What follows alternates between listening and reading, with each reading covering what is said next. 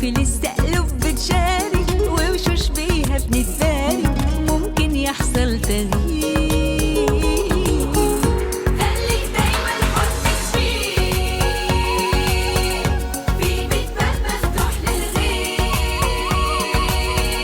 خليك ضحكة تهون سكة أو خطوة تأثر مشاوير. خليك إيد ممدودة لبكرة أو سيب ذكرى وسيب فكرة بها يتغير تفكير.